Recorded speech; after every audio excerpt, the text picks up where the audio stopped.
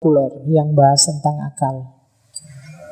Mu'tazilah, Asy'ariyah, Maturidiyah. Isu akal itu kan ada 4 dalam kalam. Yang pertama, akal bisa nggak tahu Tuhan itu ada. Itu yang pertama. Yang kedua, akal bisa nggak tahu Tuhan itu kayak gimana, sifatnya apa saja dan macam. Nggak usah buka Quran, kira-kira akal bisa nyampe nggak tentang Tuhan, sifat-sifatnya dan lain sejenisnya. Yang ketiga, isu akal bisa tahu nggak mana baik, mana buruk. Dan yang keempat, akal bisa ngerti nggak mana yang harus dilakukan, mana yang harus ditinggalkan dari baik dan buruk tadi.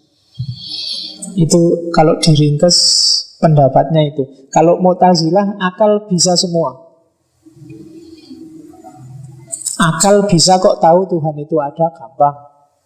Dalilnya banyak. Akal bisa nggak tahu sifat Tuhan, ihwalnya Tuhan? Bisa. Kalau dia Tuhan, berarti dia harus serba maha. Maha penyayang, maha pengasih. Tidak pakai Al-Quran juga bisa, katanya Mu'tazilah. Asal akal bisa tahu baik buruk, pasti bisa. Ya kan? Tidak usah buka Quran, ya maling mesti jelek, nikah mesti baik, kalau kawin belum nikah jelek. Ya kan? Itu pakai akal aja, kamu nggak perlu cari dalilnya, sudah ngerti. Nggak perlu nyari ayat berapa, itu sudah ngerti. Yang bingung itu kan kalau yang rokok itu. Rokok itu baik apa buruk? Nah itu kamu debat sekarang. Kalau mahal, pas tidak punya uang, ya jelek. Kalau mahal tapi uangnya banyak, ya baik. Itu bagi Mu'tazilah bisa lah. Tidak butuh Quran, tidak butuh sunnah kalau yang itu. Akal tahu nggak yang harus dilakukan dan yang tidak? Ya tahu lah. Yang baik buruk aja tahu. Pasti dia juga bisa mendeteksi apa yang harus dilakukan. Kalau ngerti maling itu jelek, ya berarti kan jangan maling kan gitu. Kalau ngerti nolong orang itu baik, berarti kan ya tolonglah orang. Nah itu Mu'tazilah. Kalau Maturidiyah, tak loncati. Kalau Maturidiyah, akal tahu 3 yang atas, tapi yang terakhir nggak tahu. Akal bisa tahu Allah, bisa tahu sifat-sifatnya Allah, bisa tahu baik buruk, tapi akal tidak akan bisa menjangkau mana yang boleh dilakukan, yang harus dilakukan, mana yang jangan dilakukan. Ini akal nggak tahu. Akal butuh agama, butuh wahyu. Akal tahu bahwa ngasih orang lain itu baik, tapi akal nggak bisa paham bahwa dari sekian hartamu kasihkan 2,5% itu yang wajib. Itu akal nggak akan tahu, katanya Maturidiyah. Tapi kalau sekedar baik buruk, akal tahu pasti. Nah itu Maturidiyah. Kalau Asy'ariyah, katanya Asy'ariyah, akalmu itu lemah. Dia hanya bisa nomor 1 tok, bahwa menyimpulkan bahwa Allah itu ada. Akal tidak akan bisa tahu Allah itu sejatinya kayak gimana, tidak akan bisa tahu. Kalau diraba-raba bisa keliru. Iya, kalau pas yang maha penyayang, maha bijaksana, Allah maha perusak juga enggak. Allah maha, itu nanti pening kita. Detailnya gimana, hakikatnya gimana, kita butuh informasi biografis langsung dari Allah. Itu wahyu. Itu kan Allah cerita sendiri. Tenang aja, aku itu penyayang loh. Tenang aja, aku itu pemaaf loh. Itu dari wahyu. Kalau pakai akal, Allah nggak ada pemaafnya. Pokoknya yang salah dihukum, yang baik dikasih pahala. Kan cuma itu dok.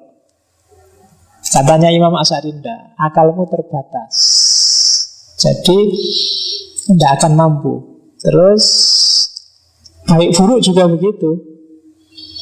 Akal itu kadang-kadang barang baik dianggap buruk, barang buruk dianggap baik. Misalnya kayak yang misalnya kalian punya pacar-pacarmu sendiri nginep hotel kan ya kamu bayar-bayarin sendiri, tidak nyusahin orang lain, suka sama suka, tidak ganggu orang, malah saling membahagiakan. Loh itu kan nabi, jeleknya di mana? Kok yang lain cerewet itu? Iri apa piye? Nah, akal bisa kayak gitu. Akal juga bisa Wah, aku butuh makan, tetanggaku pelit banget, uangnya lebih-lebih nggak dikasih, tak curi aja deh, ini demi keadilan. Akal bisa kayak gitu. Loh, saya nyontek ini kan lillahi ta'ala Pak, ikhlas saya Pak, saya enggak. Loh, akal itu pinter kalau menjustifikasi yang belakang. Apalagi menentukan mana yang dilakukan sendiri, pasti nggak bisa. Jadi katanya Asy'ari, akal itu ya bagus, penting, cuma dia sangat terbatas. Bisanya hanya nomor satu. Kalau sekedar menyimpulkan alam semesta yang kayak gini pasti ada Tuhannya, akal bisa. Tapi di luar itu enggak. Tiga yang terakhir itu enggak. Ini Asy'ari. Dari sini mulai tergambar nanti positioningnya Asy'ari tentang kebebasan manusia. Ini lanjutannya. Kenapa akal itu terbatas? Karena akal itu cuma menimbang bagaimana sebuah keputusan dibuat. Namun mengapa sebuah keputusan dibuat, itu biasanya yang menentukan bukan akal, tapi lebih didorong oleh naluri. Ya, di situ bahasanya naluri mempertahankan diri, kebutuhan emosional, dan sikap budaya. Kenapa orang Indonesia lebih milih pakai sarung daripada pakai jubah misalnya? Itu akal justifikasinya belakangan. Karena situasi mendorong ke situ, terpaksa kamu kayak gitu, dan akal cari dalilnya di belakang. Suka dulu baru dalilnya belakangan. Mukul dulu baru dicarikan dalil. Kan kadang-kadang kita sering gitu kan. Sudah ngambil keputusan dulu, dalilnya nanti aja. Dalam banyak hal. Bahkan termasuk ngaji kayak gini mungkin ya dasarnya tidak rasional. Rasionya muncul belakangan. Paling awalnya ikut-ikutan temennya, sudah terlanjur suka ya. Terus apa-apa dicarikan dalil, pokoknya enak ngaji, ini penting Bu Agus, itu belakangan mesti. Dulunya juga padahal awalnya males-malesan, kadang ngopong ngaji segala, baca buku cukup. Tapi belakangan baru setelah suka kamu muncul argumen. Jadi di level Asy'ari ya enggak lah. Akal itu ngomong bagaimana pinter, tapi jawab mengapa susah. Bagaimana cara mencintai, itu akal jawabnya cepat. Tapi mengapa kok itu yang kamu cintai yang lebih cakep banyak, itu akal biasanya tidak berdaya. Argumennya biasanya belakangan. Suka duluan, argumennya belakangan. Suka itu loh, yang lebih cakep banyak kok milih itu loh. Kamu lihatnya dari mana dulu? Kita lihat ya. Jangan-jangan yang ngakoni nek enggak terlalu sip, tapi kan argumennya dicariin belakangan. Kadang-kadang ya kayak organisasi tuh. Kadang-kadang kamu kan ikut organisasi apa, awalnya ikut-ikutan temenmu, sudah terlanjur di dalam, terpaksa nyari argumen. Oh ini paling top lembaga ini, yang lain gak ada apa-apanya, itu belakangan. Kadang-kadang partai kan juga begitu. Kemarin ikut partai A, partai A ini paling bagus, gak ada yang jelek. Begitu dipecat partai A, pindah partai B. Wah sekarang yang partai B ini. Akalmu itu kerjanya begitu. Akal, nalar itu lebih banyak jadi fasilitator, bukan inisiator. Makanya para filosof besar kayak Plato itu suka wanti-wanti, mbok kalau bisa akalmu itu jadi raja dalam dirimu. Kalau negara ya jadi cari seorang raja yang filosof. Cuma ini susah, karena manusia itu ada hasratnya, ada emosinya, ada ambisinya. Contoh paling gampang, negara-negara maju yang ilmu pengetahuannya canggih, destruksi kemanusiaannya juga semakin banyak. Itu kan berarti akal tidak korelatif dengan kemanusiaan, dengan kemajuan peradaban. Ambisi lebih besar. Orang Israel, Yahudi yang cerdas-cerdas luar biasa, tapi dia juga pinter bikin tragedi kemanusiaan. Itu kan tidak nyambung, tidak kudune. Akalnya tinggi, itu juga perilakunya bagus, tapi ternyata tidak juga. Dan kalau dimarah-marahi, mereka juga punya argumen rasional yang panjang. Itu berarti apa? Ternyata akal itu hanya fasilitator. Dia melayani kebutuhanmu. Padahal kemarin mungkin kamu kuliah di UUN itu kecelakaan karena di yang lain nggak keterima. Tapi sekarang kamu punya 1001 argumen untuk menunjukkan ulun itu sukses, ya kan? Jadi akalmu hanya fasilitator. Itu sehingga katanya Asy'ari, akal itu penting tapi dia lemah. Jadi kita memakai nalar, pakai akal untuk mendapatkan yang kita mau, bukan menentukan yang kita mau. Biasanya yang menentukan kamu mau apa itu kan selera lah, lingkungan lah, dan lain-lain. Akalnya ngikuti di belakang. Jadi itu analisis dari perspektif Imam Asy'ari. Oke, cuma setelah ini kan ngeritik akal, tapi nanti ya jangan ditinggal. Akal itu lemah tapi jangan ditinggal. Kalau akal itu ditinggal, akibatnya ini, umat Islam mundur, katanya Imam Asy'ari. Itu kutipan dari Istihsan. Sebagian orang menyerah kepada kebodohan mereka sendiri. Diskusi dan berpikir rasional mengenai masalah agama merupakan satu beban berat bagi mereka. Dan dengan demikian mereka cenderung menganut kepercayaan dan kepatuhan buta atau taklid. Orang-orang yang berusaha merasionalisasikan prinsip-prinsip agama dicap oleh mereka sebagai ahli bid'ah. Kalau ada orang mikir tentang agama terus dilarang-larang, kenapa? Karena yang larang ini tidak bisa mikir. Itu kan kasarannya begitu. Dianggap bid'ah karena mereka sendiri sebenarnya lemah dalam analisis. Jadi akal itu lemah tapi penting. Akal itu penting tapi lemah. Itu kalian harus pinter-pinter pakai dalil ini. Kapan harus pakai dalil pertama, kapan harus pakai dalil kedua.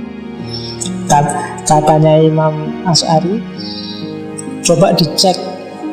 Ini kan tuh bantah orang yang suka bid'ah-bid'ahkan tadi. Banyak ayat yang memerintahkan penggunaan akal. Sunnah hadis juga banyak. Bahkan Nabi bilang orang yang mikir tentang agama itu kan namanya ijtihad, tidak mungkin tidak dapat pahala. Salah pun ada pahalanya. Allah aja ngasih pahala, kok kamu malah maki-maki, kok kamu malah ngasih bid'ah, ngafir-ngafirkan. Kalau memang itu ijtihad dan keliru, pahalanya satu, lo masih dikasih pahala sama Allah. Kenapa? Karena pentingnya mikir. Jadi katanya Imam Asy'ari, enggak lah, ayat Al-Quran banyak, afala ta'qilun, afala tatafakkarun, afala tatadabbarun, banyak. Setiap hari kita disuruh mikir. Saking mendorongnya Nabi bilang, belajar sampai tuntutlah ilmu sampai ke negeri Cina. Cari ilmu itu fardu wajib, ditekankan ini karena pentingnya mikir, pentingnya ilmu. Dan tidak pernah, katanya Imam Asy'ari, Nabi membid'ahkan, menyalahkan orang yang mikir. Maka orang yang membid'ahkan orang yang mikir adalah bid'ah. Iya, katanya Imam Asy'ari gitu. Kalau Nabi nggak pernah mengkafirkan orang yang mikir, ya berarti orang yang mengkafirkan orang mikir itu bid'ah. Nabi nggak pernah mengkafirkan. Kalau kamu kafirkan, berarti kan kamu mengada-adakan sesuatu yang tidak dilakukan oleh Nabi. Berarti itu bid'ah namanya. Jadi bantahnya Imam Asy'ari itu. Yang kedua, katanya Imam Asy'ari, ya benar, ilmu pengetahuan yang baru, hasil-hasil akal yang terkini itu tidak ada di Quran. Tapi prinsip-prinsip umumnya ada. Ayat tentang HP nggak ada, ayat tentang TV nggak ada, ayat tentang fotografi nggak ada. Tapi pornografi ada, prinsip-prinsip mana boleh dilihat, mana nggak boleh dilihat. Ayat tentang pacaran, kok kamu sampai pening nyari nggak ketemu. Tapi prinsip-prinsip hubungan laki-laki dan perempuan seperti apa ada di Al-Quran. Jadi prinsip-prinsipnya ada, meskipun dia tidak eksplisit. Jadi kalau ada orang ngomong, loh di Quran nggak ada yang bunyi itu, berarti itu bid'ah, yo agak cerdas sedikit katanya Imam Asy'ari. Yo mesti wae gak ono wong zaman berubah, tapi prinsipnya ada. Kalau ada yang sering bilang itu bid'ah karena zaman Nabi nggak ada, ini bid'ah, loh ada zaman itu, prinsipnya ada. Yo detailnya nggak ada. Kalau di zaman itu terus tiba-tiba Quran ngomong sesungguhnya internet itu adalah makro, ya. Orang Arab bingung, orang Arab internet itu apa? Ya memang tidak ada, tapi prinsip-prinsipnya ada pasti. Gitu. Sesungguhnya kumpul kebo itu adalah sesuatu, mesti bingung orang Arab apa kumpul kebo itu.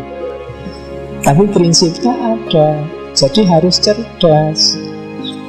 Ya karena Quran itu kan turun menyesuaikan dengan logika Arab zaman itu, tapi dia punya visi, punya misi, punya prinsip. Kalau dipahami letterlek saja dia mati, karena zaman berubah. Nah, itu maunya Imam Asy'ari, prinsipnya ada. Dan yang ketiga, bukan berarti Nabi nggak tahu, Allah nggak tahu. Ya Nabi pasti tahu, karena Nabi dapat informasi dari Allah langsung. Nah, cuma Nabi tidak ngomong. Kenapa? Loh, ya Nabi kalau tiba-tiba ngomong kayak gitu lah umatnya tidak paham.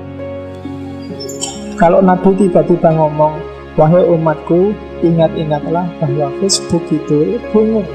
Orang Arab Facebook, Twitter, WhatsApp itu tidak ada ya. Jadi memang bukan zamannya. Para sahabat juga ngobrolnya ya sesuai konteks zaman itu. Ya memang tidak ada. Kalau semua yang tidak ada zaman itu terus dianggap bid'ah, ya wallahu a'lam bishawab. Kita mati tidak berkembang. Itu maunya Imam Asy'ari. Pakai untuk ngerti yang kayak gini, ya pakailah akal. Jangan mati akalnya. Ada beberapa, kalau teman-teman rajin surfing di internet kan, yang mengkafir-kafirkan Asy'ari karena beliau masih menggunakan akal. Ini yang agak susah. Memangnya kalau akalnya mati, apa bisa mikir ya kan? Kalian ngaji nggak pakai akal ya pening juga. Ini piye kan ya akal itu. Daya memori itu kan yang bikin kalian masih bisa ngaji, masih bisa sholat. Begitu waktu sholat, oh ini agama, akalnya nggak boleh dipakai. Wassalam, nggak juga sholat kan. Fatihah lali. Terus habis rukuk ini sujud apa iktidal lagi, wong akalnya nggak perlu dipakai. Jadi tidak mungkin orang tidak pakai akal. Cuma yaitu tadi, hati-hati jangan kebablasan. Akal juga tidak super power, harus ngerti limitnya. Itu maunya Asy'ari. Oke, terus dari situ nanti dia terus keluar.